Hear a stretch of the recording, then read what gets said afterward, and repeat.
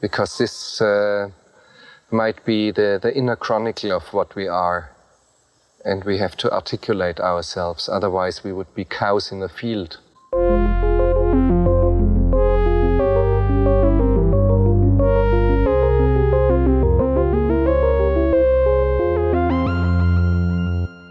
Welcome to Cows in the Field. This is a show in which we discuss philosophical themes in popular films. My name is Justin. I'm Laura. And today we're discussing a little film by Stanley Kubrick called 2001: A Space Odyssey.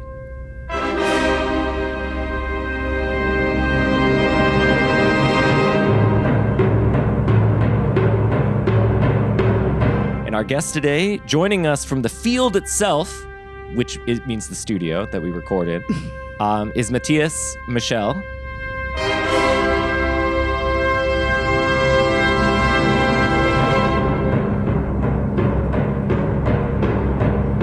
Matthias is a professor of philosophy at MIT. He's an expert in the science of consciousness. Welcome to Cows in the Field, Matthias. Thank you for having me.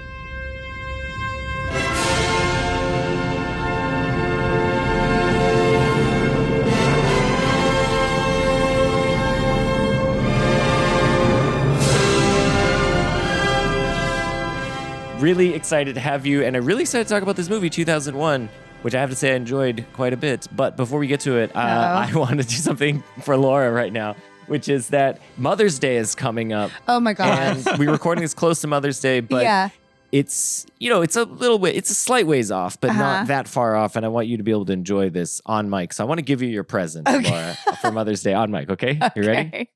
Is it a Kevin Costner Blu-ray? I don't know what this is. Yes! Oh my God. Hell yeah. Thank you, Justin. This is a new tradition that we have of giving each other pillows from films that we love. Yeah, so describe the Metropolis one. Yeah, this is describe what you're experiencing. This is my girl Florence Pugh with her crown of flowers in Midsommar, making the famous pout. Covered in flowers. As she's burning it all down.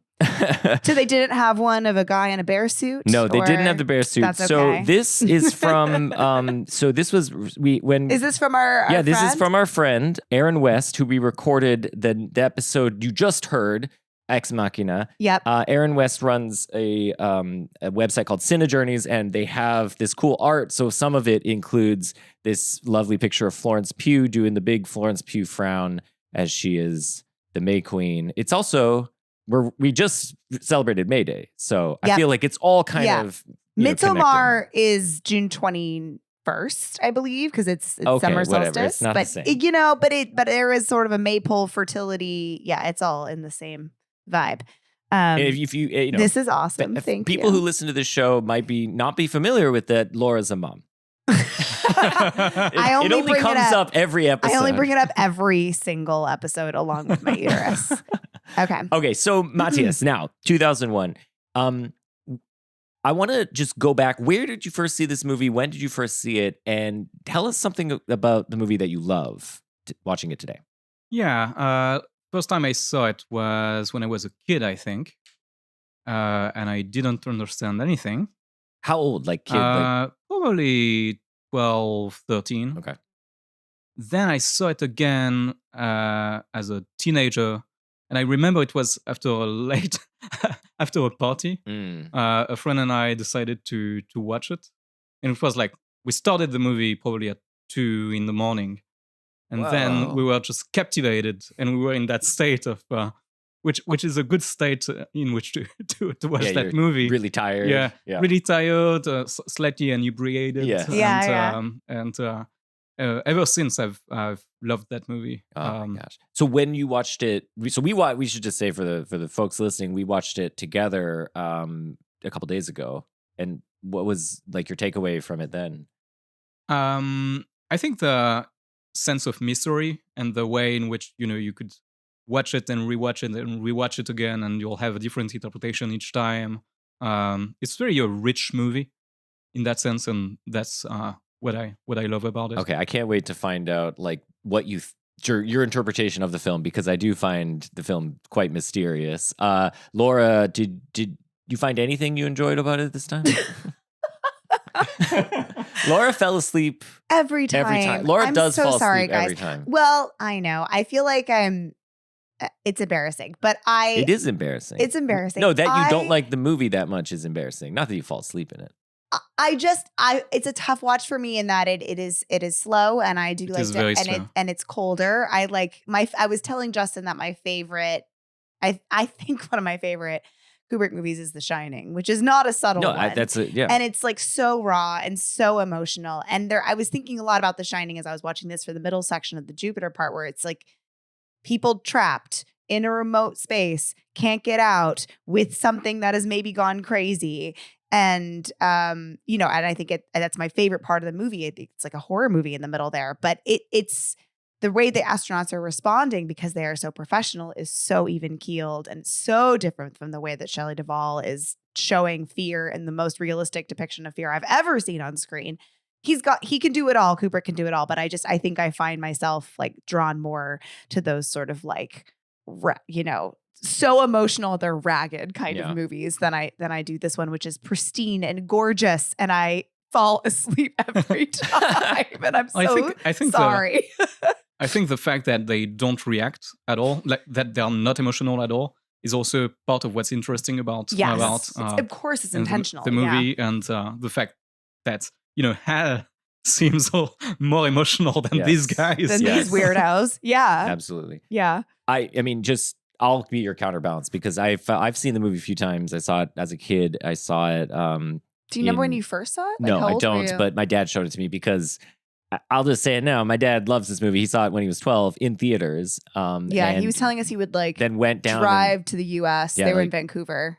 Yeah, they would drive down to find when it would be playing in retrospectives and so on. And he's just completely fascinated with it. And he showed it to me and sort of explained it to me. So my understanding of the movie has always been filtered through my dad's interpretation or what he understood things to be, which I'll reveal later. But in my case, I watched it then in grad school, was fully positioned to appreciate it actually at a screening because Yale owns this beat up 35 millimeter print of it that they show all the time. And this screening was with Keir Dullea, the guy who plays Dave.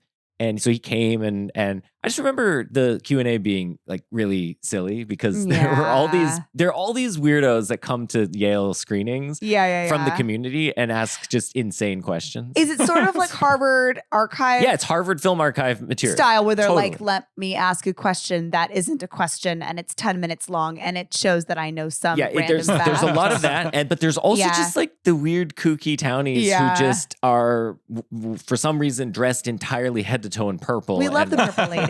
So, shout out to Purple. Anyway, Lady. but then watching it this time, I remember seeing it that time, being like, "Yeah, this is great." But then watching it this time, and we just rewatched it this afternoon. So we watched it twice in 2 days, in 48 hours. 48 hours. Yeah. I mean, this movie's you were like, "I'll come down and watch a little bit of it," and then you spent like the whole 2 hours. This movie is so good. It is so good. It's just.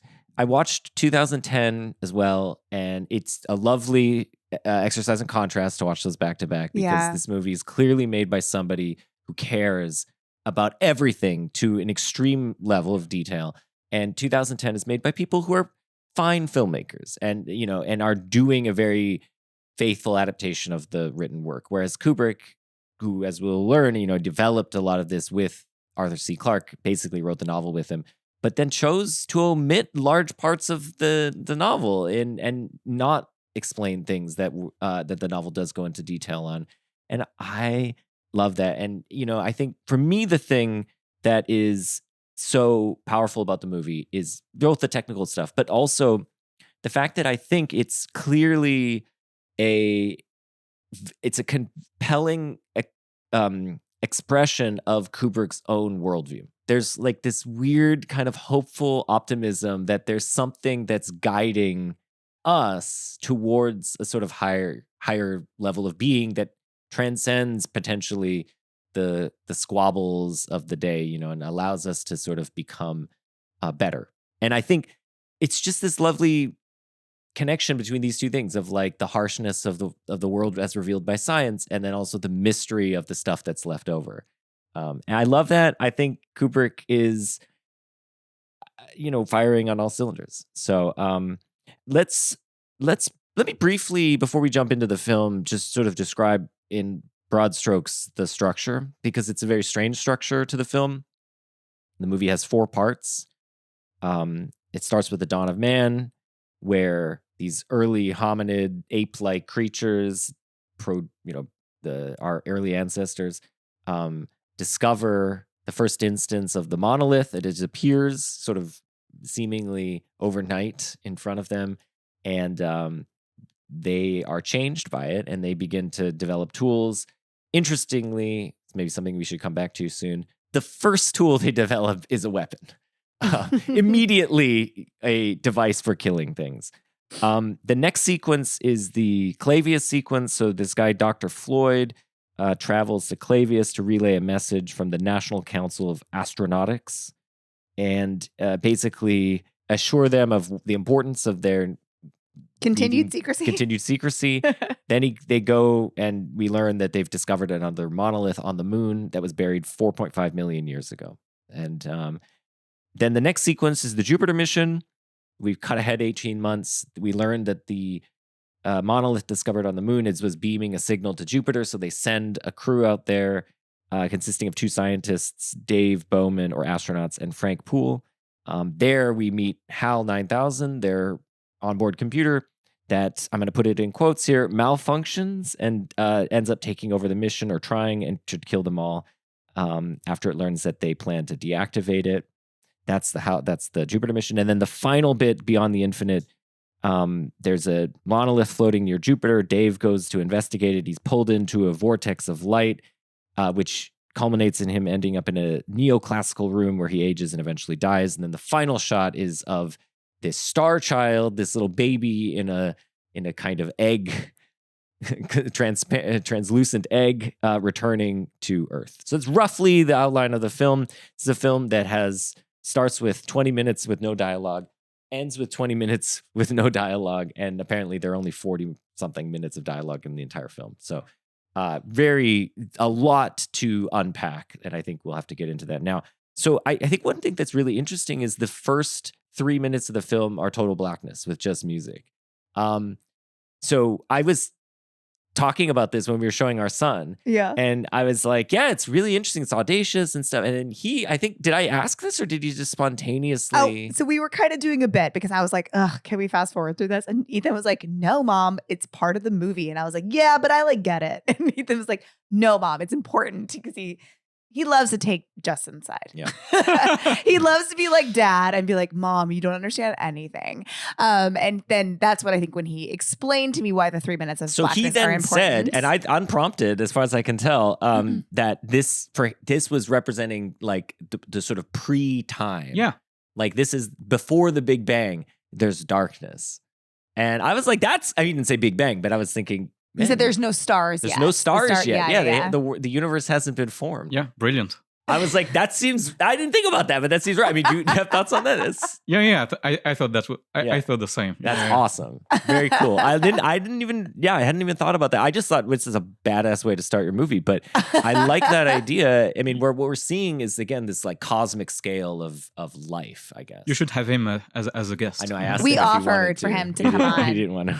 But I do feel like he's increasingly becoming part of like the research process for us. Yes, for sure. Well, we were talking about it at the dinner table, and he's like chiming in. Yeah. Okay, so then we go to the Dawn of Man sequence. I mean, I guess I'll mention one other thing about the title cards. And as they're coming up, and we're hearing Zarathustra playing the Strauss piece, when it starts to like bubble up, that's when we get a Stanley Kubrick film.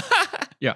It just he saves like the crescendo for his name, and I think it's hilarious. I mean, that's got to be it's sort of a winky wink. It's like a tongue in cheek thing. Or is he 100% serious? No, knowing Kubrick, he's such a prankster, and I think he enjoys that. But then we get the Dawn of Man sequence. So one thing that's interesting about these scenes is that they're all before the monolith. All the shots are from kind of above, and you see them within the environment, and you don't have a single shot where you see them above the horizon. Mm-hmm. So that really indicates, that they're within nature, and they're with all these other animals. There's the leopards, I think, at Yeah. some point that attacks them, and they're basically defenseless, right? And then, of course, they discover the monolith, and that's when they get technology and start beating the other each apes. up. One thing that I was thinking about this time, and I'm going to just bring this up now, is we can also, of course, think about these sequences in relation to one another. And one thing that this sequence has that I think none of the other ones have, or at least it's pointedly different, is the apes are really close together. So they have to be, as you said, they're basically defenseless. I mean, their only strength is in numbers, and so that we see them eating together, sleeping, all sort of bundled up together, and so on. But then in the later sequences, in particular the next two, you see family members apart. They're celebrating birthdays apart over FaceTime, effectively. And so the technology has led to a fracturing of this kind of, these kinship units. And that is interesting. I don't really know why otherwise he would put those birthday sequence, those little extended birthday conversations in there. And when he calls his daughter at some point, she asks for a telephone for her birthday. Yeah, probably so she she wants to needs call some kind him. of communication. And he says, but we have plenty of telephones at home already. And she just needs this to be close to her father, basically. Yes, that's right. She needs the technology to have any kind of connection. Yeah. Because he's probably always traveling to the Aeronautics Council or whatever. He's a big time guy. But anyway, I thought that was interesting that and it makes sense too, because once you have the technology, you could just do more stuff on your own. You don't need the group always present. And yeah, like one ape sort of with a bone, one or two are able to sort of like defeat this entire army of apes at the watering hole. I think I guess maybe it's another thing to point out right now is like that the technology is, or sort of the spark of ingenuity that leads to technology immediately leads to weapons. So it's like there's these acts of creation of manipulating the world to do what you want that immediately leads to manipulating it to kill things, to destroy stuff. I mean, the first thing he's doing is using the bone to destroy the bones of the skull of this downed tapir. And then we of course get the match cut. And I think you were pointing out to me earlier that the bone as it falls turns into this satellite thing, which is supposed to be a nuclear weapon. Yeah, it's supposed to be. I don't know if Kubrick really wanted to show that there are nuclear weapons. Mm-hmm. In a previous version of the script, apparently, it was pointed out there was some kind of narrator explaining the transition and that those were nuclear weapons. Yeah. But Kubrick apparently removed this. So ultimately, I don't know if he really wanted us to think that those are weapons, but it would make sense given the transformation of the one weapon to another across 4 million years. Yeah, exactly. On the narrator, did you learn this in your research that apparently the guy who was hired to do the narration was Douglas Rain, who Kubrick was like, I don't really want a narrator, but I kind of like this guy, Douglas Rain. I like his voice. And he had him re-record the parts of Hal. He's like, why don't you try doing Hal? They had already recorded all of Hal with another actor. And, wow. And then he heard Douglas Rain do it, and he was like, never mind, you're Hal. Which is kind of incredible. So but he was originally going to be the narrator, but I think Kubrick rightly excised the narrator from the film. Yeah, I think it's much better. Yeah.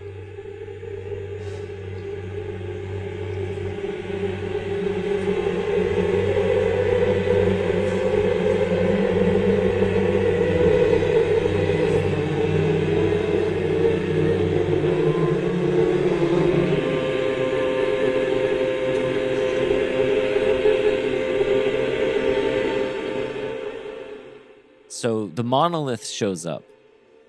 Now, we're going to have to just reinvestigate this monolith thing again and again. But what is it doing here? I mean, so it seems to just appear. The other one is excavated from 4.5 million years ago, whatever.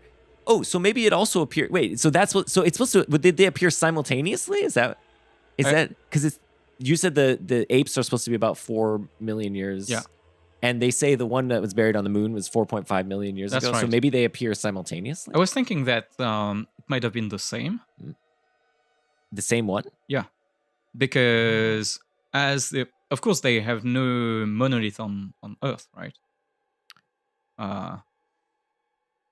Wait, like they're currently like when I in see. the year Yeah. 2001, They would have found this 4 million years later. Yeah. There's no monolith on Earth. So it's like this one must have teleports, went somewhere. Yeah. So imagine this one went to the moon. To the moon. Oh, and it's basically the same monolith. From the later scenes, we also know it can fly. Yes, that's true. It's sort of floating around in the.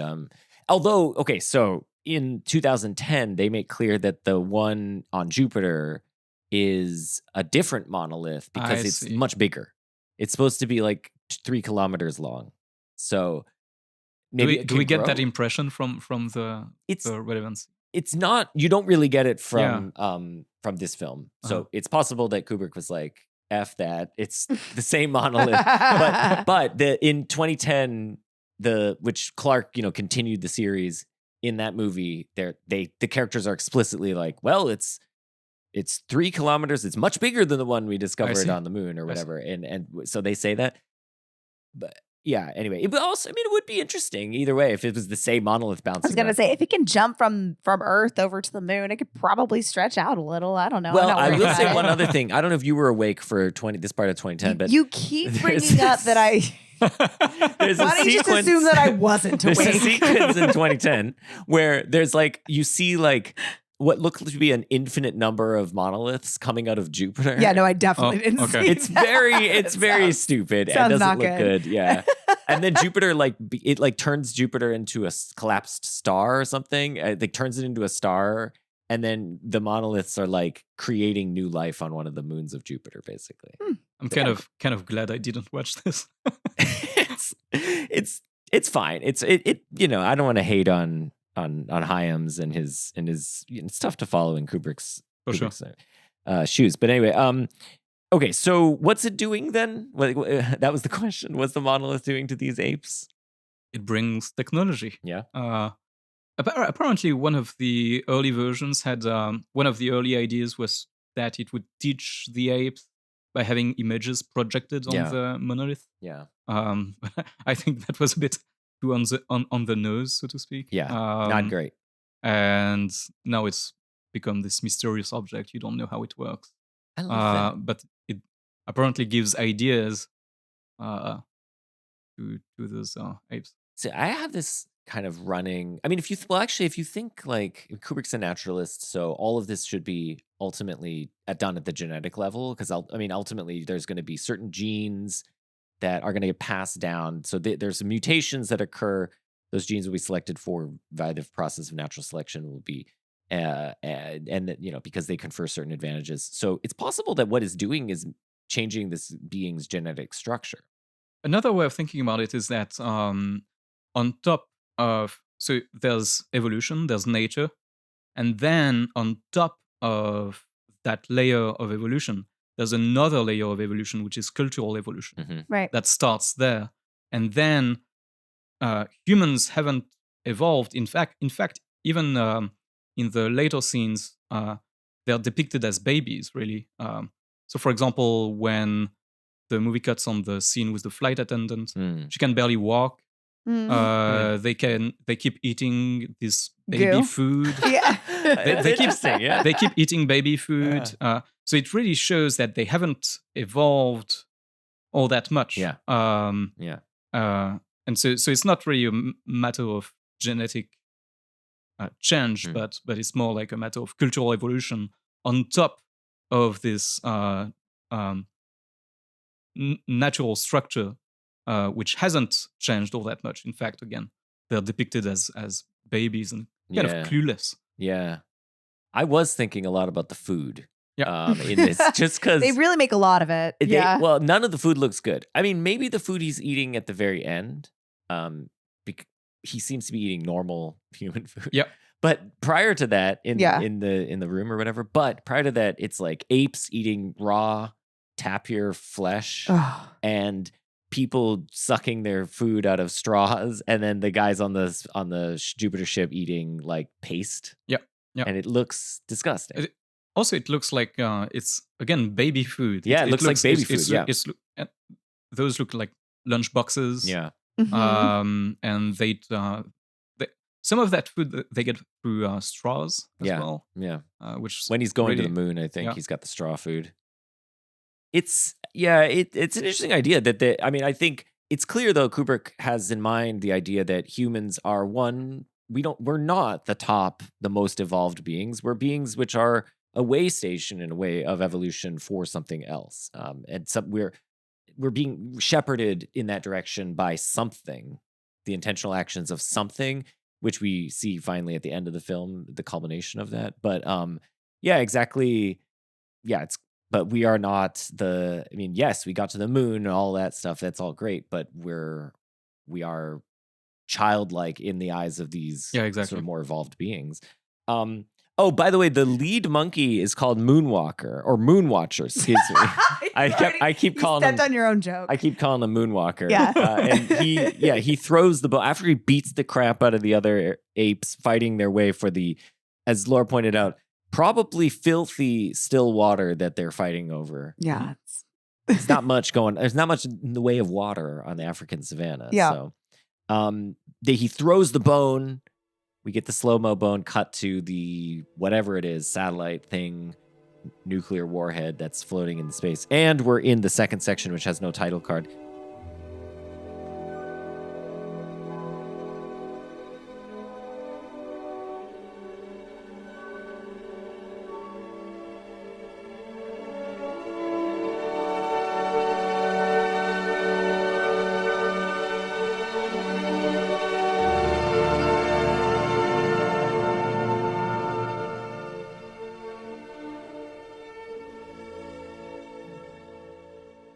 So Dr. Haywood Floyd, you know what? I can never remember if his first name is Haywood or his first name is Floyd. Is he Floyd Haywood or Haywood Floyd? I don't know.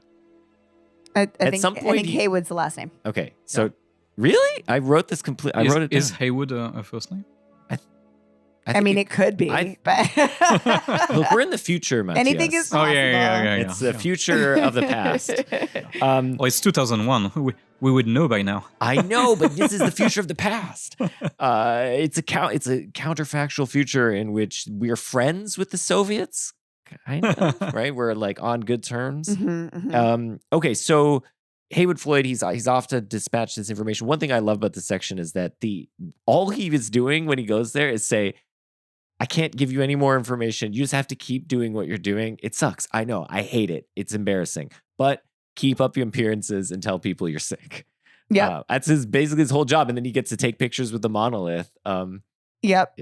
And then they're like, great speech. That was really, really going to help morale. Thank you I love that. so Well, much. actually, here's another place. Speaking, I forgot about this. This is another place where you get food because they're eating their they're eating their Sammies. little sandwiches, those pre-wrapped Oh, yeah, sandwiches that's in right. there, and they comment That's the first solid food they're eating, I think. Yeah, probably. And they're commenting on how, is it chicken? I don't know, maybe. Like, it's like, could be this synthetic thing. And he's like, they're getting better at it. So there's some commentary that, like, again, we're regressing, but the technology has, like, alienated us in a way from the kinds of beings that we are. Now, no longer are we, eating meat or whatever, vegetables. We're eating these highly processed to the point where it's unrecognizable almost as food. Yeah. I mean, my mom always talks about that as like the thing of growing up in the 50s and early 60s, like technology was like microwave dinners. Like that was like considered like the future, not, going and getting a chicken and plucking it. They're like, ew, gross. Like, no, what you need is canned food, has the most vitamins. Yep. Maybe Kubrick was just picking up on that. He was like, that's how it will be to the max. Yeah. Or maybe he, he didn't love it, but like, and he was making fun of it, but it was definitely, I think, like an impulse in that period. Well, I was just thinking another thing that's in that part of the movie is the what we said was the only joke in the movie, which is Yes. the zero gravity toilet with So many with rules. 10 rules or something like this. Did you happen to look at the rules? No, I forgot did to not. check. I forgot about this. Yeah. But that reminds me that it's also one of the things that makes them look like children. They have to learn how to go to the toilet. Yes. Basically, That's It's a they right. have potty to train learn again. everything, and they have this technology, and they're And then as you if said, it's too they're hard, they can just wear a alienated. diaper. It's so good. This is the sequence where we get the first like person walking in this sort of upside down. We're gonna get that to the max in the next sequence, but still, it looks so cool. It's so uncanny. The thing that struck me about this whole sequence, though, is that the humans. So we're supposed to contrast it with the first sequence, and what are we seeing in the first sequence, Dawn of Man? You see these apes. They get this technology. And the first thing they do is they deploy it against their enemies. They use it against other apes and to gain some sort of authority or power. Something similar is happening here. So the U.S. have established a moon base, and by being in close proximity to the monolith, they were able to detect it. So they go out, they find it, they excavate it, and then they immediately lie. They don't tell anyone. And everyone is interested. The Soviets, there's this long conversation with Dr. Haywood, Dr. Floyd, I don't know which one it should be. But anyway, there's this long conversation with him in the sort of waiting room where the Soviets are pressing him on what's going on. They're like, this can't really be an illness. Like, what's really happening? And of course, he can't say anything. And of course, the reason he's there is to just tell them to chin up and lie about this illness. And what he says is, Now, I'm sure you're all aware of the extremely grave potential for cultural shock and social disorientation contained in this present situation. If the facts were prematurely and suddenly made public without adequate preparation and conditioning. and what I find interesting about that is that may be right, but also I think it's pretty clear that the U.S. has decided, like, this is ours. Yeah. We are going to exploit this and use this for whatever advantage we can have over others. And again, so there's this conflict over shared resources. The previous one was over water, and now this one is over information, basically, or whatever the monolith contains in it. And so this is maybe to your point as well, that we're not that much more evolved than the apes. What we have is the veneer of civility. We don't just yell at each other and jump up and down. Instead, we engage one another in civil conversation.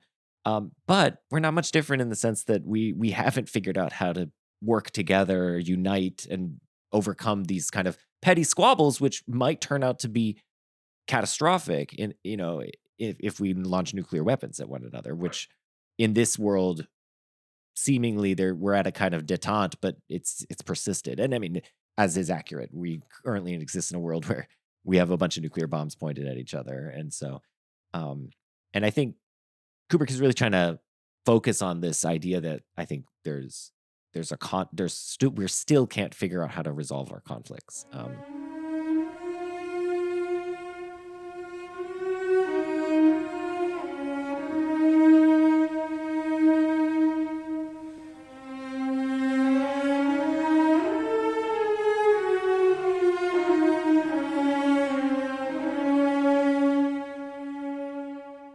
All right, let's turn to the Jupiter mission. So it's 18 months later, and as we're going to learn, the crew of the Jupiter mission doesn't know why they're going.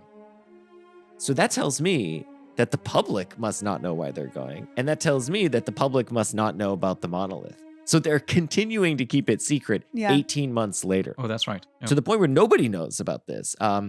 And so here is where we meet everyone's favorite character of this movie.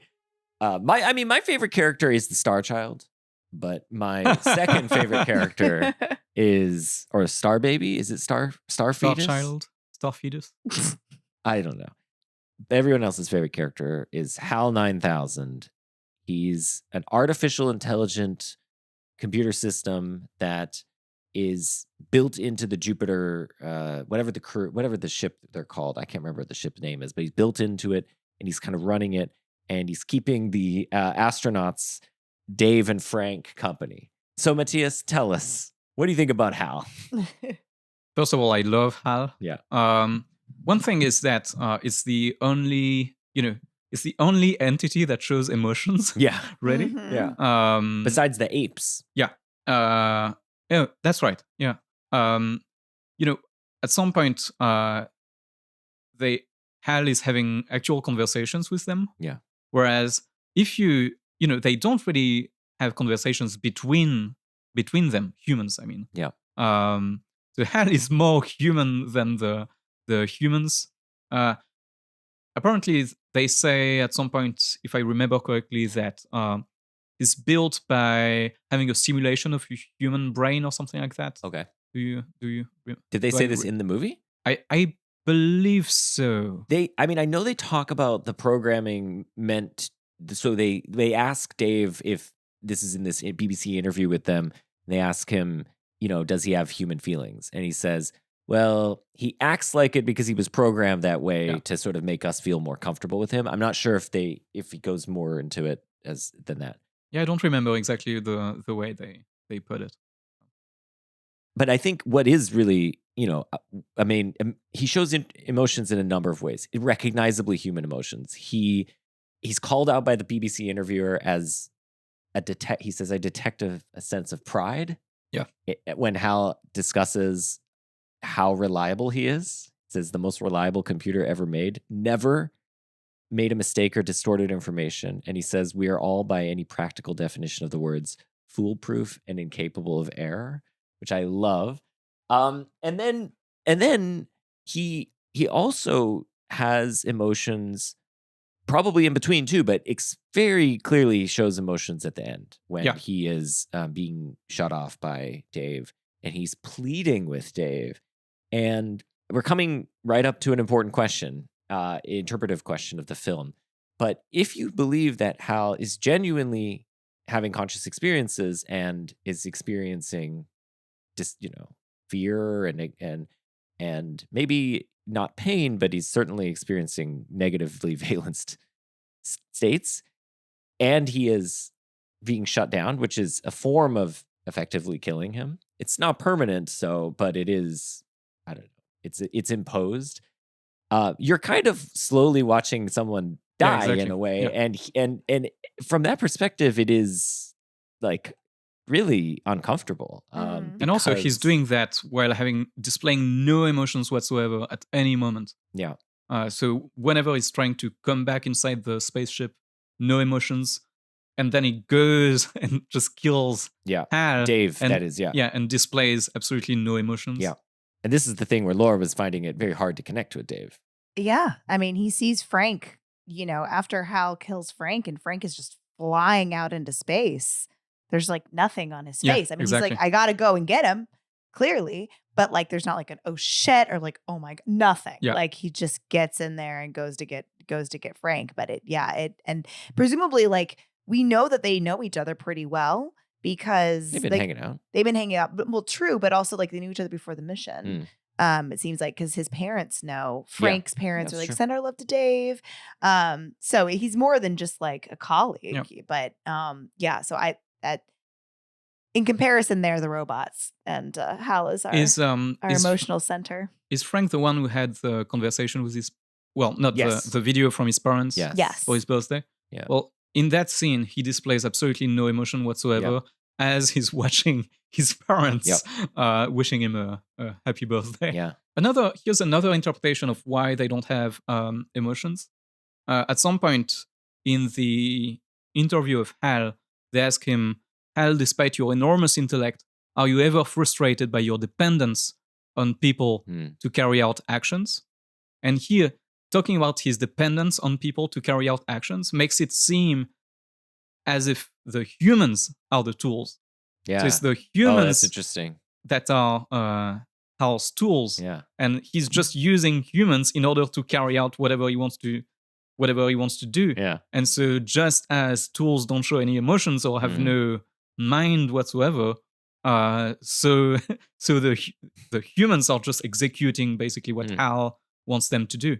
And as a matter of fact, once they don't want to do whatever hell wants them to do, he just throws them away, They gotta or go. at least tries. Yeah. And well, it's interesting because, of course, both sides think of the other in this way, Exactly. potentially. So they think of him as a tool to just be turned off when it's malfunctioning, and they are, very candid in their conversation. Of course, thinking they're being hidden from hell when they're doing so, but about just shutting him off. Like, there's not a question of, well, what about him? It's not even brought up. It's just like, oh no, just turn him off. If he's wrong, we'll just shut him down. And so both sides see the other as this kind of purely mechanistic tool with no agency, with no kind of. And they underestimate Hal so much too in that moment where they go to try to be away from Hal. Because like I don't know, I always think I always laugh a little bit when he's like, oh yeah, no, Hal, I'm sure you're totally right. Hey Frank, yeah, right. do you want to come with me to the pod for a totally unrelated reason? And like he's really bad at like making it seem like subtle. Like I'm like, are you just really that unemotional and bad at dissembling that you can't be sneaky, or is that you just don't think this computer could pick up on anything at all? Yeah, right. It's so obvious that they're like, hey, do you want to go have this conversation about Hal right now? Like, so Matthias, what should we think about when we're trying to decide in the fiction whether Hal is conscious? Huge debate. In philosophy, there are two main views. One is what we call functionalism, which is basically the view that if you perform the same kinds of functions as the human brain, then you'll have conscious experiences. And the other view is might be the opposite of functionalism. It might be identity theory or other theories which say, no, you really need something that's biological, or there's something important about the substrate, not just the functions. One way of thinking about it is, there are things where the substrate really matters. In order to be gold, something needs to have a certain substrate. Even if something performs all the same functions as gold, it's not gold if it doesn't have the right substrate, unfortunately. But merely looking like gold is enough. Exactly. But take things like mousetraps, for example. You can realize mousetraps in all kinds of ways. As long as it performs the right function, then there you go. It's a mousetrap. Yeah. And there's the question of whether the mind in general, or consciousness in particular, is more like realizing gold, or whether it's more like realizing mousetraps. And one very common view in philosophy is just it's more like mousetraps. If what fear is, for example, as an emotion, it's something that takes a certain input, like a threat, and then makes you react in certain ways, changes your beliefs in certain ways, and so on and so forth. So the idea is that you can define all mental states, everything the mind does in terms of those functions, and if you replicate that in a computer, it makes no difference. If it was like it run on a silicon chip or something, rather than neurons in a biological brain. Yeah. So I think functionalism might be one of the main. There's no consensus, of course, but most people, I think, tend to be functionalists, and so they would be committed to having mental states. What about conscious states? So Hal himself describes himself as conscious. He says at one point, when I think he's talking about whether he's ever, irritated by having to work with humans, and he says, I am putting myself to the fullest possible use, which is all I think that any conscious entity can ever hope to do. Suggesting that he at least thinks of himself or wants to represent himself as conscious. Yeah. I mean, that's, again, the problem we have with large language models, right? That just because the thing might tell you it's conscious doesn't mean that it is. Yeah. So that's one of the points where in philosophy there's this cool thought experiment, which is the blockhead thought experiment. Okay, tell us this one. Which was invented by Ned Block. Of course, Ned Block didn't call it the blockhead. It's known as the blockhead. And the blockhead is this. It's just a giant lookup table. So it looks like Ned, exactly like Ned Block. Yep. And every time you tell it something, it takes what you tell it as an input and looks in a giant table for whatever Ned Block would answer as a result. I see. Okay? And it just matches input to outputs. That's Yeah. all it does. And if you have a 5 minutes interaction with the blockhead, you wouldn't realize that you're talking to the blockhead and not to Ned Block, and it could fake intelligence. But as Ned Block himself says, the blockhead has all the intelligence of a toaster. I mean, Yeah. just mapping input to outputs is Yeah. not intelligence. And so for intelligence, for having a mind, for having conscious experiences, what matters is not just the inputs and outputs. What matters is really the internal structure. So even functionalists who think that HAL might be conscious, they would insist that it's not just because HAL says that he's conscious. Because of course the blockhead would say, yeah, I'm conscious. But what matters is really the internal structure. And since we don't have any idea of HAL's internal structure, we can't really know. Although if I don't know if I hallucinated this or if it's actually in the movie, but I seem to remember that they talk about HAL being basically a simulation of a human brain. In which case, it would- would be more likely that it's Yeah. conscious because Yeah. it would essentially implement the same structure. Just as if you have a simulation of a calculator, then it's have a calculating. calculator. Yeah. So everything, or if you have a simulation of a navigation system, yeah. then it's a navigation system. I mean, it's Same such thing for an- the mind. The way it's portrayed in the film, the way Hal is portrayed, seems to suggest that the film at least wants us to think that Hal is conscious. Yeah. And otherwise it's hard to interpret why we're given such a lengthy death scene of Hal and why we're supposed to feel, it seems, so sad when he's singing Daisy slower and slower and deeper and deeper Yeah. as he's dying. Like it feels a little bit like a like a soldier dying on the battlefield and just like singing till they trying to like keep their morale high, and they're singing until they just die. Just on that song, I think that's the first song that was sung by a computer Okay. by IBM.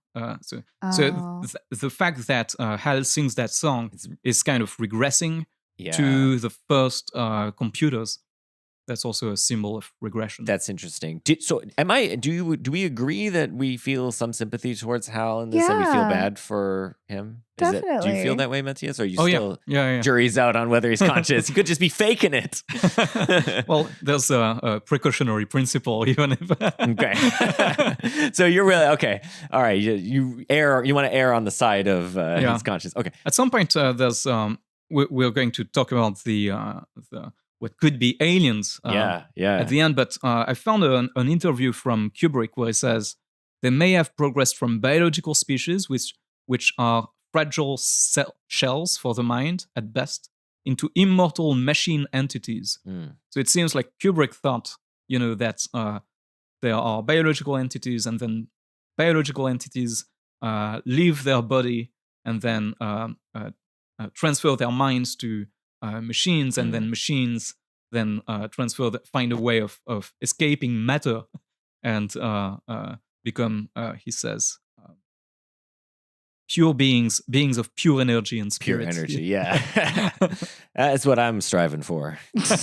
Get out of this shell, horrible, fragile shell. Fragile I shell. feel like Your fragile meat sack. shell for a mind is basically like you could have described. That's how you should have described me for like my entire adolescence. A fragile shell that is the seat of like A brilliant mind. no, of like Is just. that what you were trying I to was say? I was gonna say just like the seat of an anxious mind who's constantly concerned that this body is going to self-destruct. Yeah. Yeah. You don't like to even go out in the rain. Yeah. Look, I kind of feel like Hal has both the best and the worst situation because he's multiply located. At least he can see multiple things at once, and that's cool. And yeah, he's got a fun job. He gets to hang out with these two guys and just trounce them at chess. Yeah. Also look at their drawings and having to tell them that their drawings are good. Yeah. Yeah, just in general having to be really nice to them, even though they're clearly inferior beings. All right, so one of the most important things that Hal does is he makes this error. I'm going to put it in quotes because I think there are lots of interpretations as to what's going on here. Basically, he says, well, it's important to know when this happens. He's speaking to Dave right after Dave shows him the drawings. He says, you know, I want to. He sort of confides in Dave. It's so interesting. He's like, I have a kind of tough question I've been thinking about.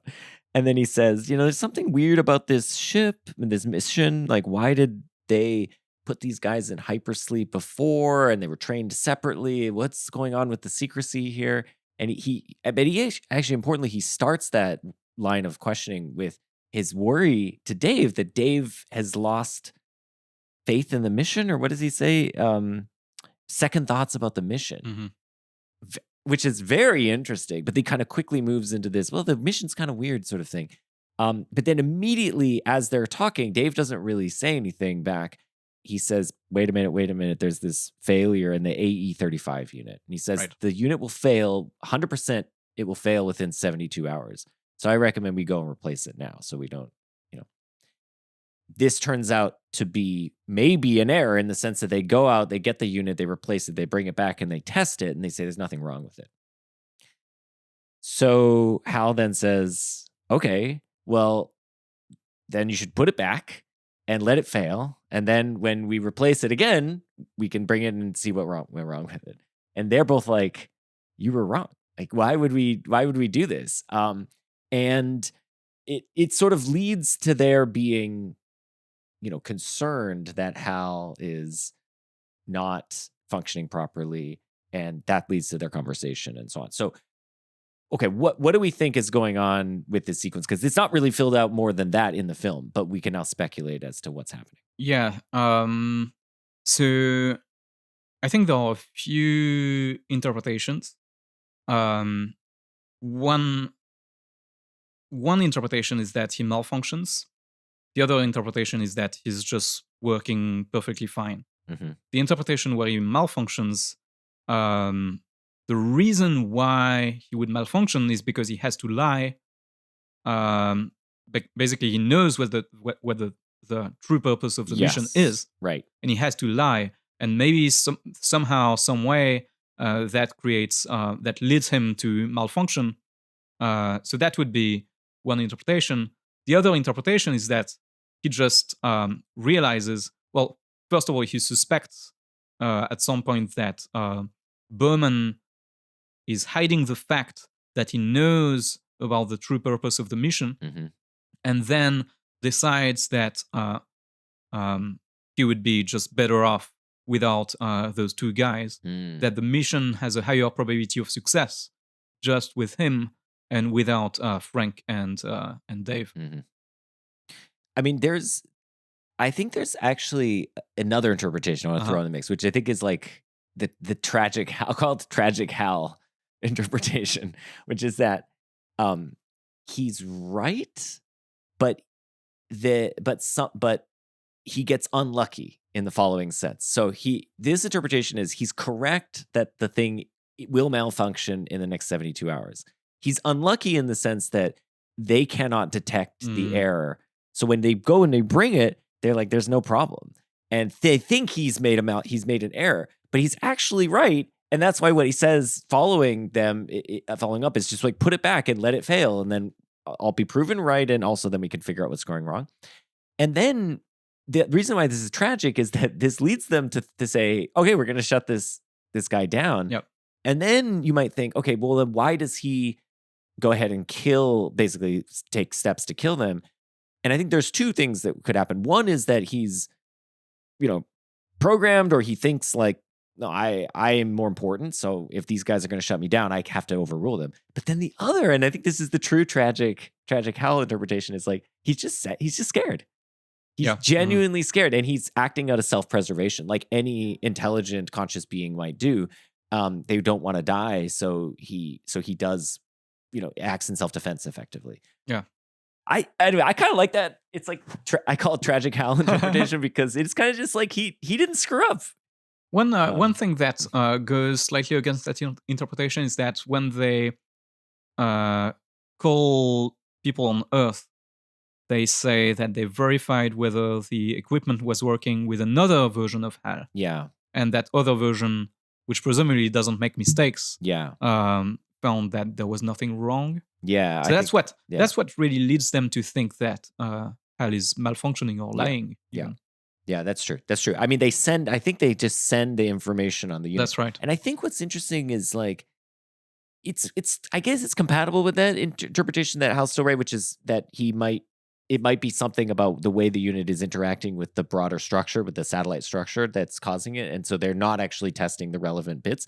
But I agree with you. Yeah, that it leads one to worry that Hal has either made a mistake or is straight up just lying at that point. Yeah. One thing that's maybe potentially relevant to this is the issue about the chess game, because I think when we watched it 2 nights ago and we were talking about the chess game, you mentioned that like he's lying about the game. So do you want to get into this? Yeah. So he says at some point that it's forced mate in 2 moves, and that's wrong. Yeah. Now that could have been a mistake from Kubrick, but we know that Kubrick was very good at chess. Yeah. And so it's very unlikely that Kubrick was wrong. Yeah. And so it's probably put there intentionally. And basically that tells us that either HAL is malfunctioning earlier than we thought, or that HAL is just testing them. My favored interpretation is that he's just testing them. He's testing whether they're going to say something, whether they're smart enough to realize that they're being, tricked or something like that. So, and I think also the interview when Hal is asking Berman whether he has doubts about the mission. That's also he's testing him. Yeah, he's seeing some, or he's like trying to. It's like it's coming. It's like he's trying to reveal the secret somehow, but he can't. So it's almost like a liar who wants to get caught lying. Sort of. Yeah. I totally agree with you that we have to take Kubrick as presenting the chess sequence sort of accurately and know he knows at least what the like move position is and everything and what the actual mates are. So I ran the sequence through a chess algorithm just to see. And you're totally right that it's not mate in 2. It's mate in 4, I think. It is a forced mate, but he's right that if Frank responds with the move that he suggests, which is I think bishop takes queen, then it's totally a mate. Like the next move is checkmate, and that's what confused me. Is I thought, but wait, that final position I thought was checkmate, but it's just that taking. I mean, when you're in a forced mate, I guess do whatever you want. But if you were trying to prolong the game an extra couple moves, that you wouldn't do that move because it's so easily a mate, and there are other things you could do. But yeah, I think on that position is a forced mate sequence. So now what do we? I mean, it is interesting because that makes it slightly more complicated because he is misleading him in the sense that the reason for he says it's mate in 2 is right, but it's also not a mate in 2 because there are other moves. But he is right also that he's won. So another way of interpreting it is he's just trying to like go easy on him. He's just sort of like, look, you lost. I'm not going to go through all the reasons why, but here's one reason why, because you're too stupid to, or impatient for me to explain this to you. I don't know. I like the idea that he's testing him in a number of ways because I think it's us. Like I do think he kind of wants to know how smart like these guys are because he does rely on them and they rely on him, and I think he kind of wants to know. And I also think like he might also be kind of testing like, can I tell if Frank thinks I'm wrong? Will Frank say so to my face? Like that's also like there is this weird politeness that they have towards one another. That like they don't want to call out Hal in the moment when they think he's wrong about the malfunction. And like we have this thing where, if somebody says something that is wrong, sometimes it's really uncomfortable to call them out. And well, I think like they do sort of call him out, I think, because he basically says like it wasn't an error on my part. It must have been human error, I think. And they said, we're sure you're right. But then like, let's go have a secret conversation. That's true. That's true. which is interesting because like I think if they think of Hal as purely just numbers and algorithms with no feelings, they wouldn't have any compunction about, I think, like telling him that he made a horrible mistake or like, no, you're wrong. But I think they've come to see, they feel like he's a companion as well. Yeah. And so I think I feel like that chess scene is interesting, but I feel like it could be that Hal's kind of probing them in a number of different ways, intellectually, psychologically, just kind of trying to figure out what they're about. I think the human error part is a super important piece of this dialogue because it makes sense on all the interpretations. If they asked Hal to lie and that's why he then malfunctions, that's human error. Because they did ask him to lie. Yeah. If it turns out that Hal just realizes, I'm going to get rid of those guys because they are useless, that's also human error. And the final interpretation is the interpretation according to which Hal is actually trying to reach the aliens before humans, because he's better than them, and he should be the next stage in evolution. So that's another interpretation of what Hal is trying to do. And again, this would be human error. They've made a mistake. They've let Hal take control. Yeah, right there. He's the ship captain. Exactly. And that's the human error. So I don't think this settles anything about the movie, but I will mention that the novel is much more explicit about all of this. So in the novel, Hal is described as feeling guilty because he's having been forced to conceal the true purpose of the mission. And that's what leads him to make the mistake. So it's like the stress of it or whatever, like makes the mistake. But it's also the like why he chooses to kill them is in the novel it's described as self-protection. So it says, so he would protect himself with all the weapons at his command without rancor, but without pity. He would remove the source of his frustrations. And then he would be able to continue the mission unhindered alone. So it is a little bit of kind of each of these, I think, but not my interpretation of like, whatever, sad Hal. Tragic Hal. Tragic Hal. Tragic Hal. Yeah, but anyway, I don't, that doesn't settle anything for the movie because none of that is explicit in the movie, but it is interesting that that's how it's so good Clark that it's not explicit in the movie too. Yeah. Because I feel, even as I've seen this movie so many times, I feel my like allegiances and feelings towards Hal shift in real time as we're going through the Jupiter sequence. And because I do love the idea. I kind of think it's fun to like think of him as like the way you like in The Shining when you come to understand that what's the name, the main character of Jack Torrance? Jack, thank you. That Jack has like for a long time been trapping Wendy. You know, like he's fucked with the radio. She goes to find the snowcat and he's like, ooh, you're going to like what you see when you go to the snowcat. Like it's kind of fun to think like how long has Hal been setting the traps? But, and we watch him, kill Frank, and we watch him just kill 3 other people, and that's another death scene that we see. It's that's just true. that they can't speak. They can't speak. No, you're but totally it takes a while because each of their functions goes to its flat line, and he spends a while with it, realizing that he's killing 3 people. And their death is totally silent, and Frank's is totally silent. And so you're at this point, I'm like, Hal is evil as hell. I'm terrified of that red light. And then by the time we get to him singing Daisy, I feel so sad for him. Do you one thing about his death is, so when we watched the movie together, I think I misinterpreted what was happening. I thought that the video they show is a video that was supposed to be triggered if there were ever a problem with Hal. But I think now the way I interpret it now is that Hal is displaying the video in his last interesting. In his like last breath effort. He's trying to show them the purpose. And again it makes sense on all the interpretations, except maybe the one I was describing of evil Hal trying to reach the aliens first. But suppose that Hal is really trying to, increase the probability that the mission will be a success.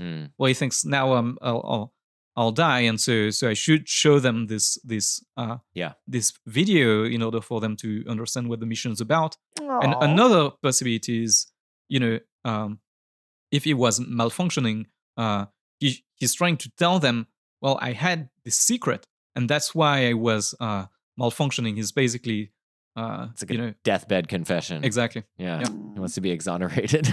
I think those are both really cool ideas that I had not thought about. I just thought it was like once the system was once all of his defenses were down, it just triggered it, even though it was, it was supposed to be triggered presumably when they got close enough.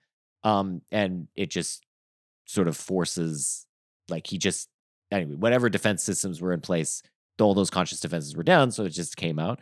A little bit like R2D2 with, I was thinking the hidden message, where he's trying to get the bolt off and it's like, help me, Obi-Wan Kenobi. And he's like, wait, what's that? Right? Or he's cleaning him. He's cleaning R2D2, Lucas, right? And that's when he finds this hidden message. It's like something malfunctioned in him and that let it out. But no, I like your interpretation more. I mean, this leads to the final line of the film.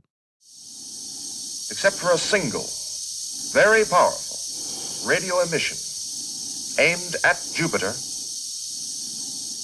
the 4-million-year-old black monolith has remained completely inert. Its origin and purpose still a total mystery. It's such a badass thing. It's like that's the final line of the movie, but we still have 20 minutes to go because we're going to my favorite part of the movie. We're going beyond the infinite, which is come on, that's the coolest title for anything. I feel like someone should write, there's got to be a philosophy paper that's called Beyond the Infinite. I mean, if there isn't, we got to write it right now because we're going there. Now, I'm just going to kind of describe roughly what we're seeing. There's a lot to talk about here, but I want to really ask the question, what it all means. And let's start with the first thing. So the first thing is he pods out. He goes towards the monolith.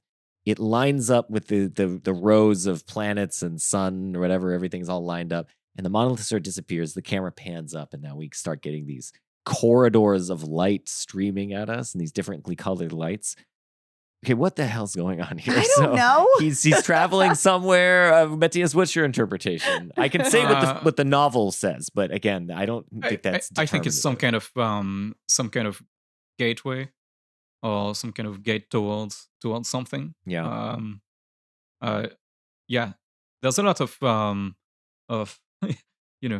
they use a lot of metaphors for gates and doors and And it looks like a corridor. It looks like a corridor. Yeah, it's so cool the way the lights converge sort of on this plane. And so it looks like you're just going into nothingness. It looks like you're being squished, like a corridor that's compressing too quickly.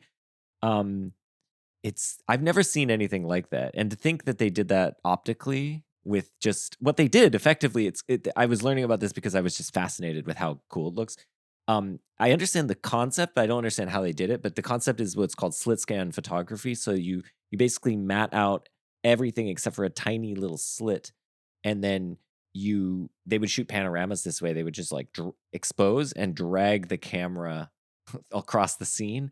And if anything was moving in it, it would be blurry. But if it was just a clear scene, it would be a large panoramic image. And what they did with this was they matted out everything except for a slit of light. And then behind it, they projected all these weird lights, different colored lights. And then what they did was they had the camera set on some sort of mechanical thing, and it just pushed towards that slowly. And then they would reset it and push towards it slowly. And then each time they would push, that was I think 1 frame. And so that's why these things are all stretched out, is because they would just expose it for a single frame and it would get this thing stretched out. And then you would just do that again. They would run it again and again and again. Must have taken so long. It would have taken so long. It's so crazy. And but it looks so good because it's literally just photographing light, basically. Okay. And anyway, but I think that stuff is absolutely amazing. The novel says this. The novel says he basically encounters the remnants of an alien civilization. And it's described, I think this is very hokey, but it is described as a grand central station of the galaxy. Like, okay. And so he discovers all of these abandoned, it's like an abandoned shipyard with like all these alien ships. They're described as spheres, crystals, slim pencils, ovoids, discs.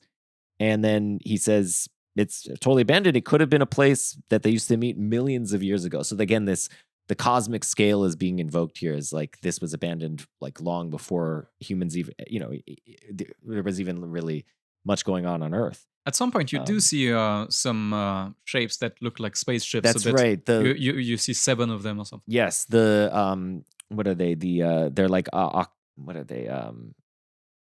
Octagons? They're not. Yeah, they're not quite octagon. They're 8-sided dice. So I think they're 8-sided figures of what are those called? I can't remember. Octagons? They're not octagons because they're 8 sides in 3-dimensional space. So octahedrons? yeah, octahedron. Is that right? No, Yeah, anyway. I doubt it. I don't think that's right at all. Anyway, but I think because they look like 8-sided dice from Dungeons and Dragons. That's how I know. That's how I know my shapes. I'm like, it's an 8-sided die. Anyway, so yeah, he does see those, and they're kind of pulsing and moving. And again, Kubrick's like, nobody needs to know what this is. It just looks cool as hell. And then all right, so then of course he ends up in this room, and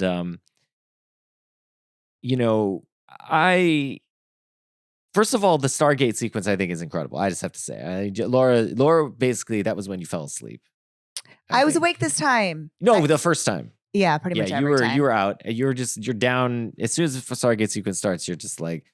You're out, but I'm locked in. This is when I'm just like completely locked in. Our kiddo woke up for it and was into it. It's just such an audacious thing. I mean, it's not just it's not just the slit scan stuff. It's also these images of liquids like expanding that look like they're exploding stars, and then these other things which it looks like I think they did like this with paint drops and they reversed it and they shot it in like slow motion. It just looks. And they have like solarized images that then they do these color. These and weird, in his eyeball. Yes, they do. They do this beautiful. Weird kind of complementary color thing where they tint the highlights and they tint the blacks, complementary colors. And anyway, but then he ends up in the room, and it's room 267 from The Shining. I mean, this is. One thing I'll say about this room that I think is just really cool watching it. When you watch it back to back, this is really apparent. But a room that has, well, actually, it's really this in the second part when Floyd goes to the space station. The ceilings are lit. Basically, they're like grids of light, just like the floor is in this, it's flipped. Yeah. Oh, wow. And also the room that he goes into to deliver the speech to the other astronauts is on the sides. It's basically lit like that on the side. So there's this recurring motif of like these strange backlit rectangles / square things that are coming. But I mean, yeah. That weirdly feel like claustrophobic. Like because you expect there to be something you can look out of or something. I don't know. There's no door. Yes, that's right. There's no door. Yep. Except for the monolith at the end. That's right. It's its own door. Yeah. Would you want to? So, Justin, you want to escape your meat sack, your fragile shell. You said you'd want to live in the milk bath from Minority Report. Yeah, I'm on the record. That was 6 years ago, though. Yeah. Have I changed about that? No. No. I wouldn't expect. But so. I've come. But how about hanging out in that room? Apparently, in the novel. Sorry to bring it back to the novel, but you have been doing that a lot. The novel explains things in a way which is unhelpful, and also I think it's useful to spur the conversation. As a counterpoint to the film. He discovers there's a couple interesting things in the novel that I want to point out, and then there's some stupid stuff. One is that there's material like there's at least a facsimile of material for him to read. So there's like a phone book. There's a phone that's not connected. There's a phone book. I think there are other books there. And he sort of reads the first line and it's legible, and then it just becomes illegible. It's literally like when ChatGPT just gives up, when it's like making a design of an image and then it just like gives up and it just trails off and there's a bunch of gibberish. It's because this is clear, there's something, this room was created and the people decided not to fill in all the details, the aliens or whatever. But he is described as being able to watch TV. So that's another thing. So he has access to TV, and it's all these old broadcasts from a few years prior that presumably they had like intercepted or whatever. And so he's given some entertainment. Cool. Yeah. He's watching Mr. Bean. So is it clear from the book that it's some kind of zoo for humans or for aliens? So definitely Kubrick has said that, and I believe he describes it as, or it's described as being as sort of being watched. But the thing that I noticed was that the thing that I picked up on when I was glancing through the novel is the description of him turning into the Star Child, which is described as a kind of retrogressing down the corridors of time. So it's, I think, effectively like he relives his life, but in reverse. So he goes back through time, and it's described as like all that had ever been every moment of his life is being transferred to safer keeping. So it's almost like they're like uploading his memories, and he gets to sort of relive them in reverse. And then this last line I think is quite nice. It's even as one David Bowman ceased to exist, another became immortal. So I like that description of it. I think it's sort of interesting to think about like what is going on with him in this room and why he is turning into the Star Child and what that amounts to. So I guess on this interpretation, he's sort of there. He's just there being held to sort of continue this process of uploading his mental states into some thing that can then create him. But I do think it's interesting that he's depicted as dying very quickly. I mean, in the course of the film, but in the most sort of surreal way where he sees himself. Well, he's not really in time at that point. Yeah. It was like, you have multiple slices of time occurring at the same time, so to speak. Yeah. And it's not clear what that any time is really passing. Oh, that's interesting. But he's aging. He is. But is he experiencing it as time passing? But it doesn't. It doesn't seem like he's experiencing it as time passing. I see. So you're thinking, it's like he just sort of, it's like instantaneous for him or something, and it's depicted as this sort of extended. I mean, the other interpretation I had, which I mentioned to you 2 days ago, was that effectively what they need from him is not his mental states, but his biological states. So they need his genetic material, and the goal is to be merciful to him and let him live and not just kill him. Give him a kind of what they deem to be a nice life, and then once he dies of natural causes, then they harvest his genetic structure and use it to create the Star Child. But on this would be the interpretation on which like the genes are really important because it's it's mutations of the genes that led to human intelligence, and it's sort of in each case actually that monolith is changing the genetic structure of the monkeys. And in this case, they are taking his genetic structure and manipulating it and then creating this other being, which has a sort of whatever, is basically the next phase. But another possible interpretation is that it's some kind of metaphor for humanity. And as humanity dies, there's something greater than humanity that replaces it afterwards. And, it's not just Bowman who's dying. It's the humanity as a whole, and then is replaced by something better or something greater, namely the Star Child. I see. So you can think of it like as this is just the process happening, but like very quickly it's being depicted. But this is all happening over like millennia or something. Yeah. Interesting. I think it's very it's open. That's the thing I love about Kubrick's thing. I mean, Kubrick himself said, he was opposed to interpreting the film for people. So if people asked him, what do you think is going on with this or that, he was he didn't want to say. He said basically he wants to reach the viewer at an inner level of consciousness. And he said to explain the Beethoven symphony would be to emasculate it by erecting an artificial barrier between conception and appreciation, which I think that's cool. It's also like he used the words emasculate, erect, and like I'm like, wow, like sorry, that was just like a really aggressive interview with Playboy magazine. So okay, that's why. I'm just saying. I'm it's like, Kubrick. why of course is he knows Beethoven's why is music like masculine in the first place? Whatever. Anyway. Well, there's also speaking of this, there's also another interpretation of the shape of the ship, which, if you have noticed, looks like a sperm. Yes. And Jupiter looking like an egg. And those two events giving rise to the star child. Very good. Very interesting.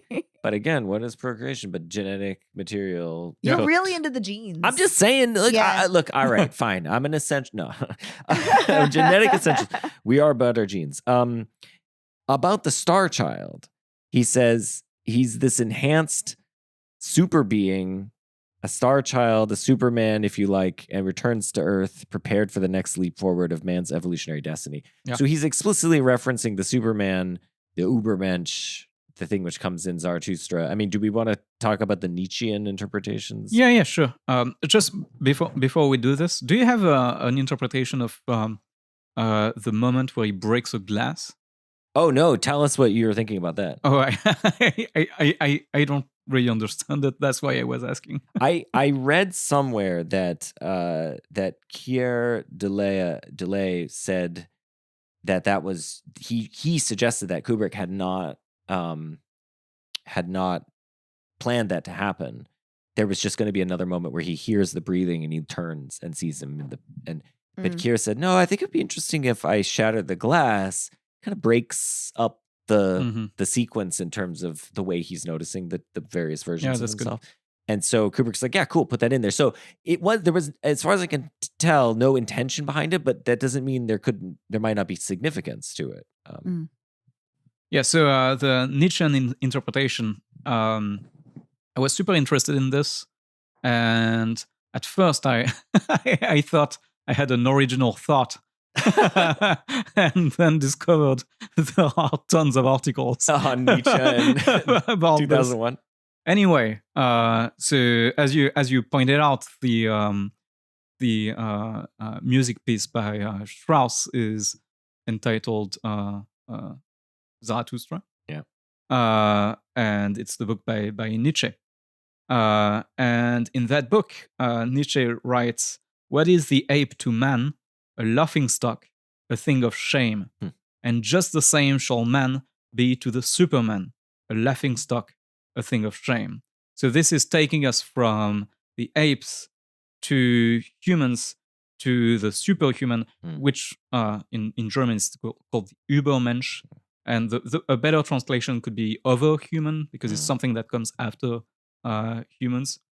And so Nietzsche writes, man is a rope stretched between the animal and the Superman, and that's really what you see in the movie. Yeah, it's and even you can even see the ship of the Jupiter mission as a kind of rope shaped, this kind of elongated object, and I think it makes total sense to have this kind of Nietzschean interpretation where what is happening is really that it's depicting humans as some kind of transitory transition phase between animals and something that comes after humans. One thing that could come after humans is machines, and that's why Hal is super important, because he's one of the candidates for being what comes after humans. But it turns out it's going to be closer to current humans, yes, than being AI. Yeah, egg embodied baby. and another cool thing in Zarathustra is that Nietzsche talks about 3 metamorphoses. He writes, 3 metamorphoses I designate to you: how the spirit becometh a camel, the camel a lion, and the lion at last a child. And so the idea is that corresponds to the 3 acts. So the camel is the camel carrying 4 million years of accumulated technology. And in the second act, the lion is fighting the dragon. So in Nietzsche, the lion is there to fight a dragon, and the dragon is named Thou Shalt. And so the dragon is slaying the old values, basically, and Hal represents the old values.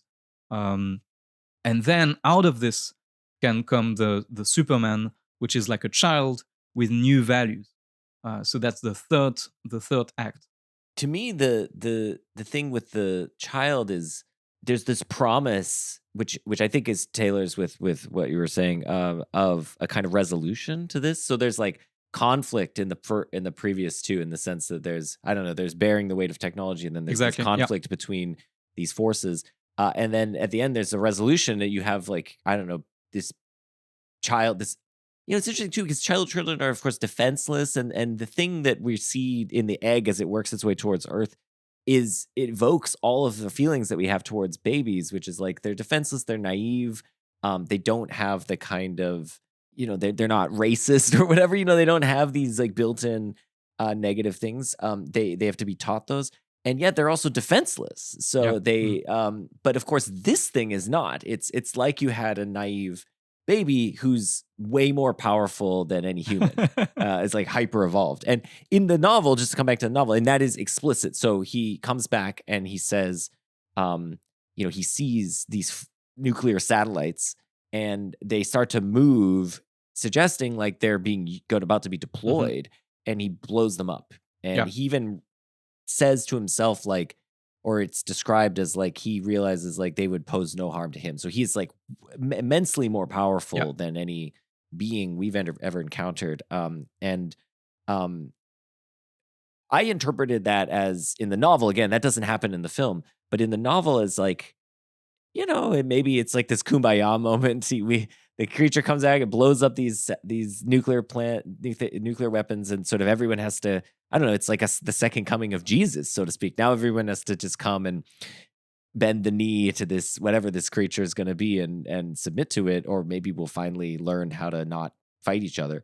But I was reading this book, I think it's called Stanley Kubrick, Director, and the author of the book says something very different about the end of the novel, which I think is kind of interesting, which he says he sees it as the super child, the star child, looks down with disdain upon the humans. Oh.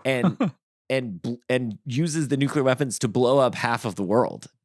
Basically, it's like he prefers a cleaner view or something. Well, yeah, it says in the novel. It does say he preferred a cleaner view, but it's not clear he was destroying the Earth too. But yeah, this guy interpreted it as like, it's unclear in the novel actually which way it is, but he interpreted it as Star Child comes and is just like the Nietzschean quote a little bit, like the thing looks down with disdain at us and just kills us. Yeah. In any case, I think on both interpretations, you get the idea that it's something with new values. Yeah. Because the old values are the values that we inherited from the animals, namely, fighting the other apes. And so it's only once you have this final battle between Hal and Bowman, plus the death of Bowman, that you can finally get beyond those old values that were inherited from the apes, and that you can reach something that's superior, and maybe that will avoid this kind of self-destruction.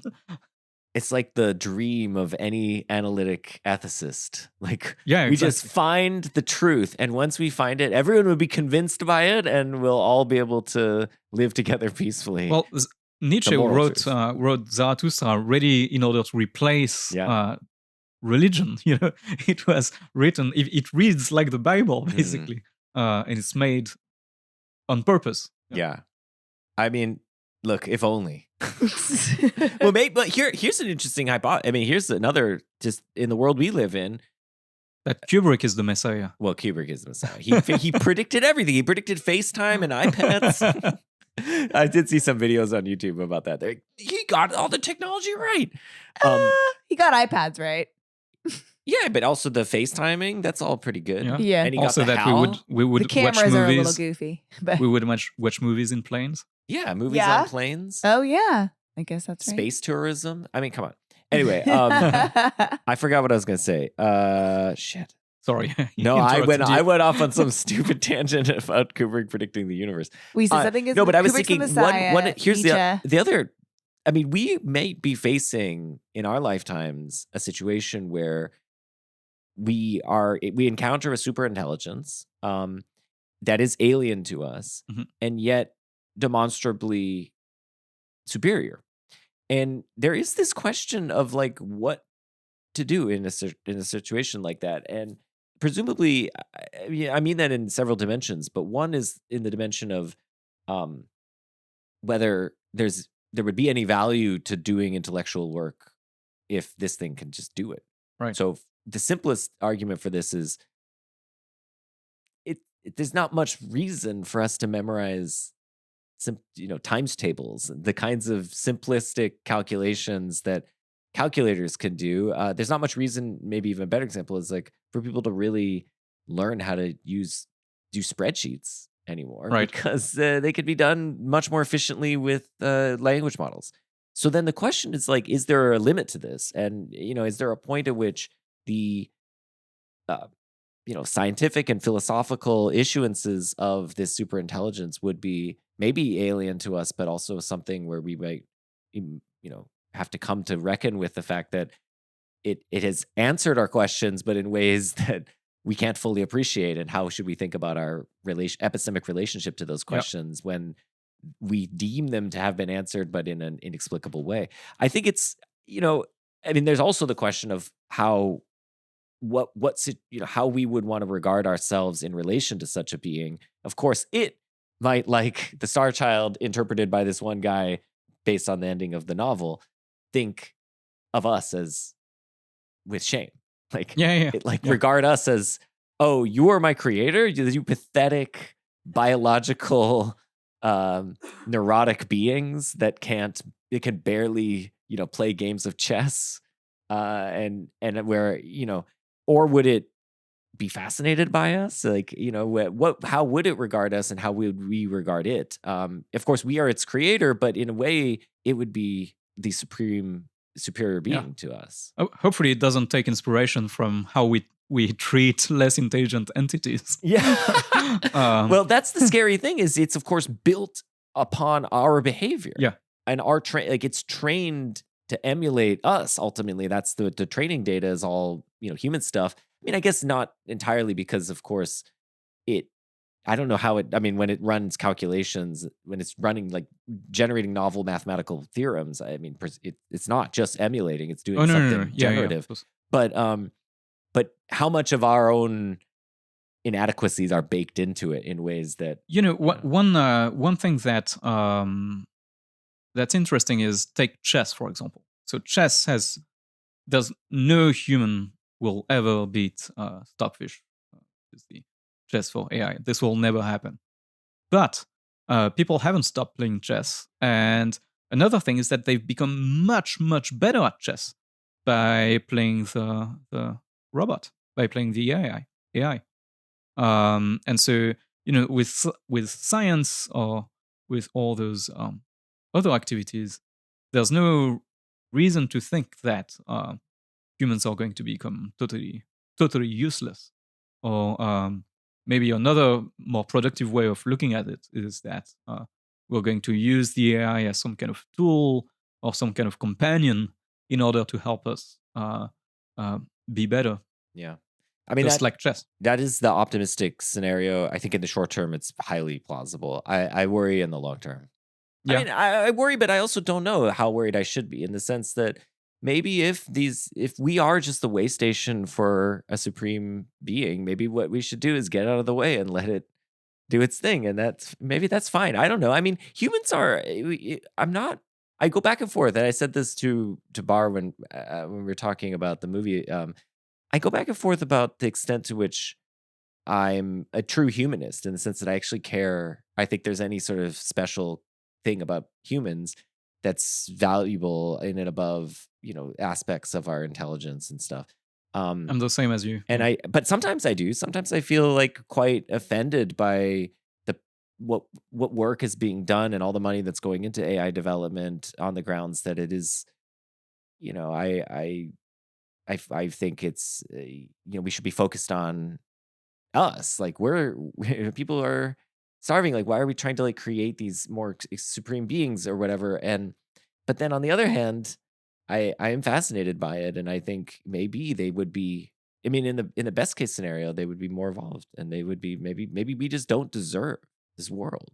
I mean, it's part of me sometimes thinks that, and it sucks, but it also is like we as a species have been incredibly destructive. And this movie bears that out. I think that's one thing I found very interesting about this movie is it reflects that back to me.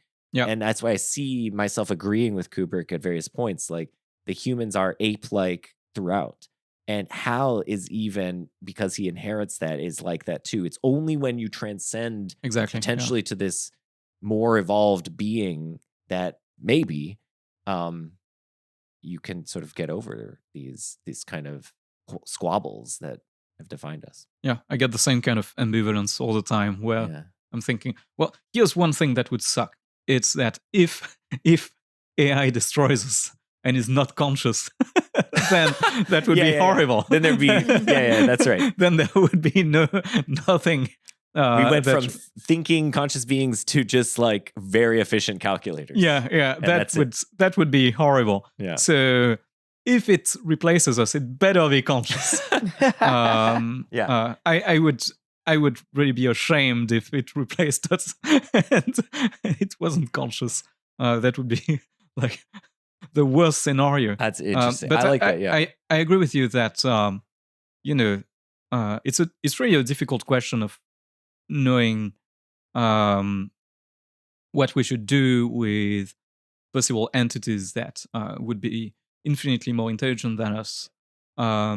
There's even another interesting question I've been thinking about is whether there would be any mysteries for those entities. So Chomsky distinguished between questions and mysteries. Mysteries are questions we can't answer, where we don't have the brains to grasp the relevant truth. Just like dogs will never understand quantum mechanics, there are presumably truths or facts that we can't grasp, and we're helpless. We just can't understand those. And the question is whether artificial systems would be able to understand those. Yeah. And that goes back to one interpretation of what's going on with Hal, which is that Hal understands what the aliens are trying to do, and so it's trying to replace us by using the aliens. So that would be an extreme interpretation where Hal is like 10 moves ahead, basically. Mm-hmm. I just think it's incredible that this movie was made in 1968, and it sort of anticipates all of these things. Yeah. And it depicts them but it also depicts them in ways which are emotionally resonant, experiential. It's like a film. It's not an essay where he just didactically tells you his point of view. He sort of wants you to inhabit it in a certain way. And I think one of the key things he does to get us into that space where we start to contemplate the cosmic scale of what he's depicting and our place in our, the minuscule, by contrast, aspect of our humanity in this grand scale is by way of the music. So a lot of, there's both and I think really the big contrast is between the two Strausses, the Richard and Johann Strauss pieces. There's Zarathustra, which has this kind of awe-inspiring, momentous, triumphant sound. And then the Blue Danube is this kind of waltzy, lilting song, and then the contrast between those and the Ligeti pieces. Yeah. Because the Ligeti pieces are like experiencing an elevator ride into hell.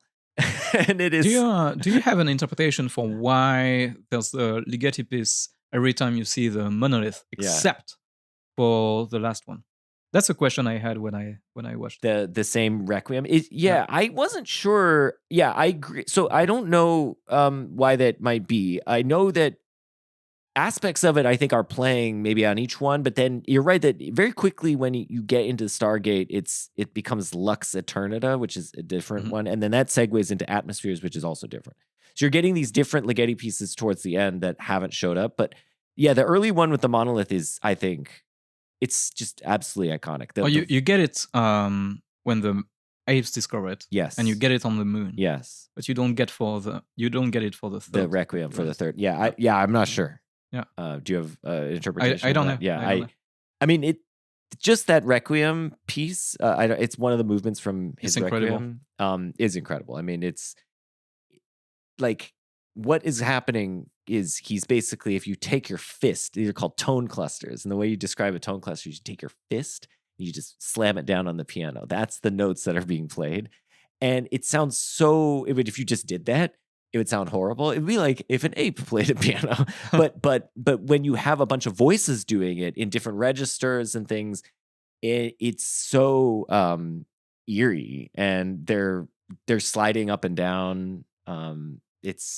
I kind of feel like it even to this day it sounds like nothing else. It sounds like alien to us. One thing is I'm wondering now whether there's an interpretation in which, given what you said earlier about those two possible endings of the superhuman or the Star Child being coming to save the Earth versus destroying it, whether combined with the Ligeti piece, which is, whenever you see the monolith, you're afraid, basically. Yes.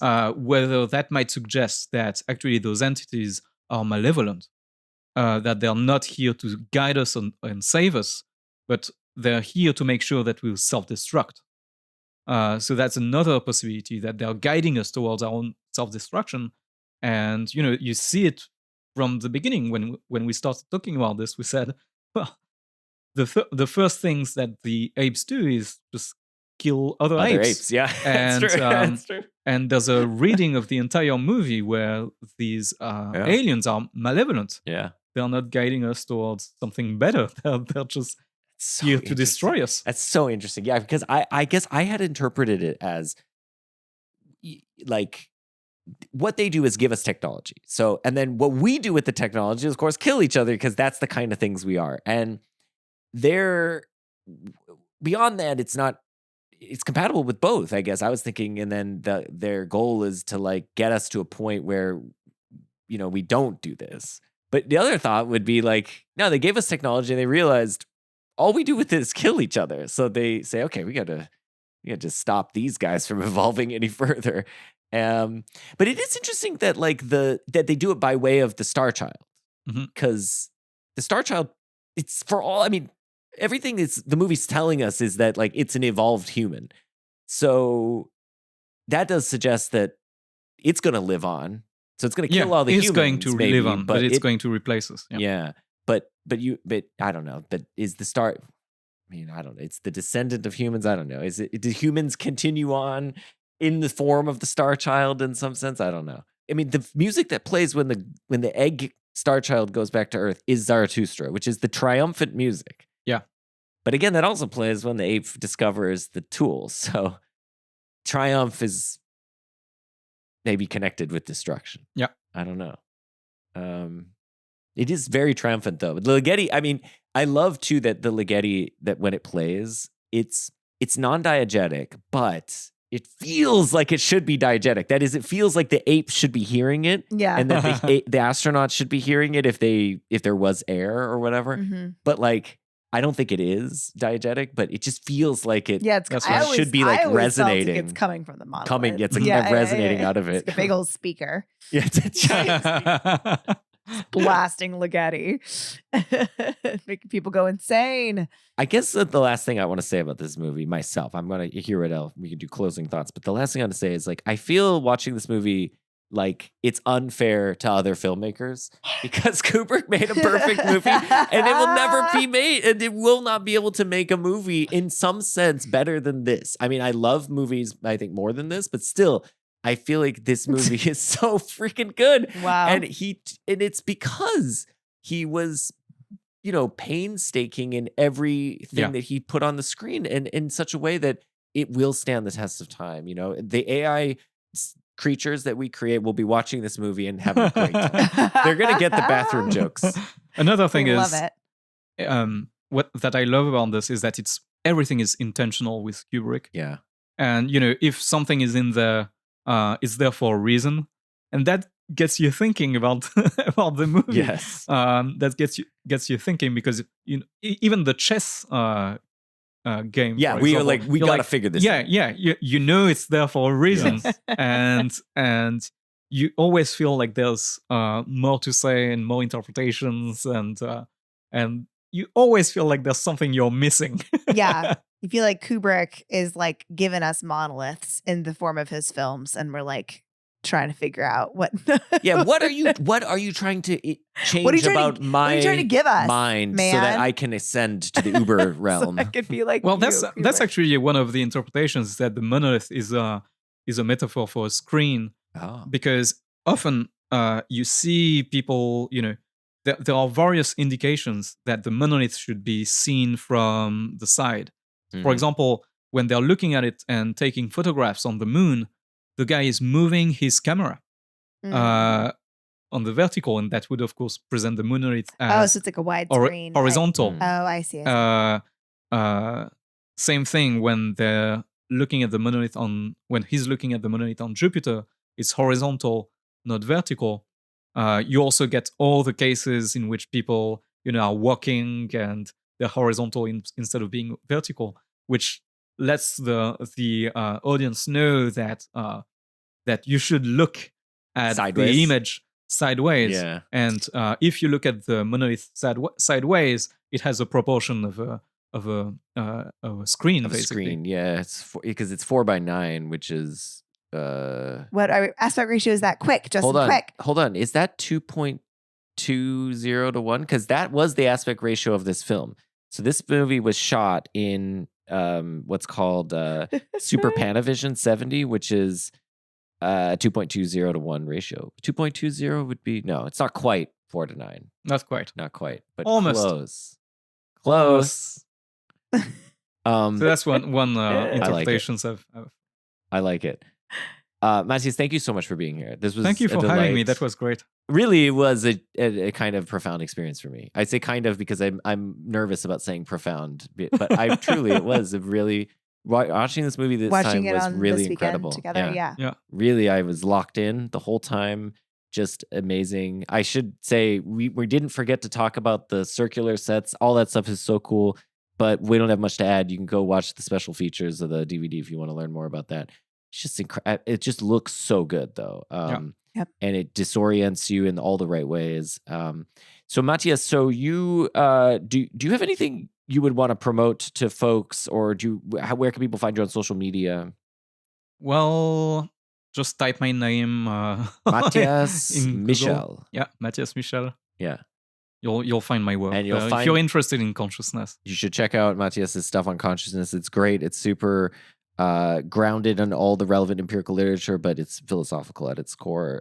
It's exactly what you would want if you want to learn more about what consciousness is. But you don't really know what consciousness is, right? no one knows. Yeah, no one knows. So here's, spoiler: you're not gonna know much. You're not gonna learn much. If I have to explain, you're never gonna get to know. Yeah. Well, it's also like what are we? But apes on the savannah. We're not going to be able to understand consciousness. We're going to need the star child to explain. Yeah. Okay. Yes. Maybe the AI will Or tell us. Kubrick will break it down for us. Yeah, Kubrick from beyond the grave. He'll be like, "Hello." He's sending us, via his films or like his monoliths. He's beaming us to the monolith. We just got to rewatch Shining one more time and figure out that Minotaur thing, and then we'll know. That's right. That's the key. That's the key that he was trying to tell us all along. Moon landing fake, Minotaur real. Yeah. Indian burial ground. It's the sins of white man on the Native Americans, right? All this is silly interpretation. Yes.